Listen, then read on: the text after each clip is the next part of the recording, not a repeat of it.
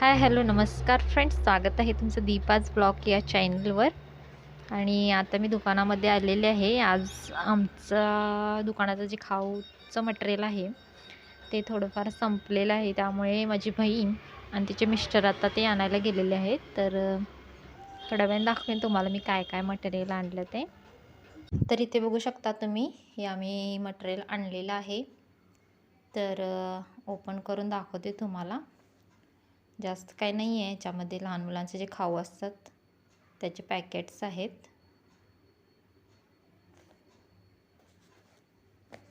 तर बघा, अशा पद्धतीने एक एक एक एक काढते आणि त्याच्यानंतर मग डिस्प्लेला लावून घेते. हे जातील त्यावेळेला आम्ही ना एक पोतं घेऊन येतो. त्यांच्याकडे किती असते रे बाबा.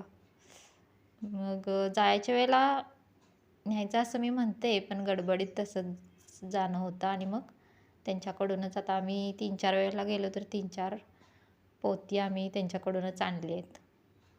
तर अशा पद्धतीने. आणि हे बॅग पिशवीत वगैरे असं बसत नाही, ते खूपच फुगल्यासारखं असतं, त्यामुळं त्याला पोत्यात घालूनच बांधावं लागतं.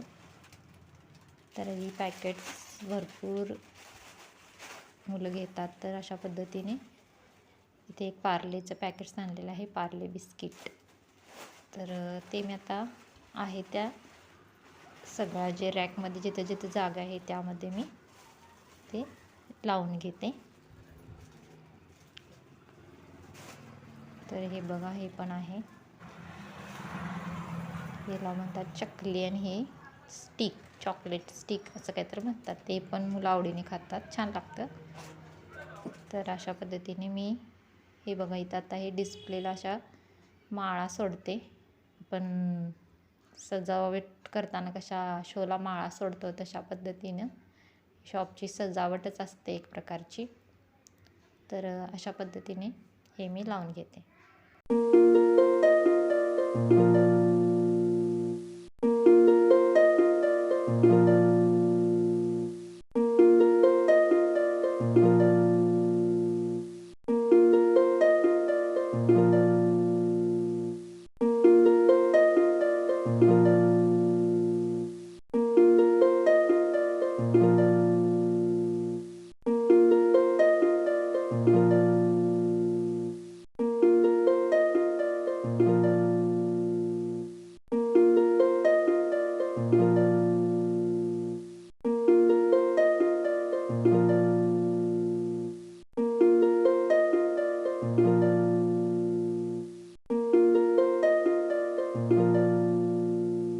तर आता माझं इथं लावून झालेलं आहे.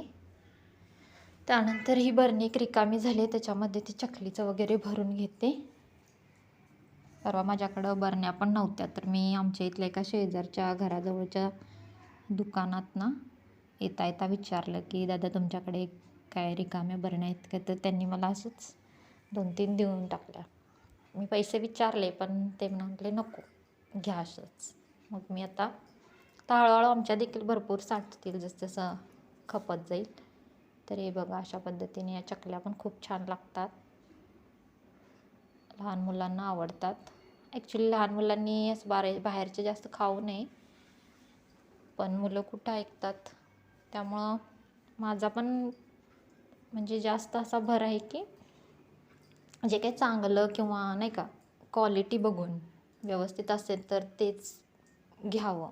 कारण स्वस्तातलं घेतो आपण, पण ते तेल वगैरे कसलं यूज केलेलं असतं, किती दिवसाचं असतं, उगीच ते मुलांना त्रास नको वगैरे म्हणून थोडं जे चांगलं क्वालिटी आहे तेवढंच घेण्याचा मी प्रयत्न करते. कारण ॲक्च्युली मला पण 2 मुलं आहेत.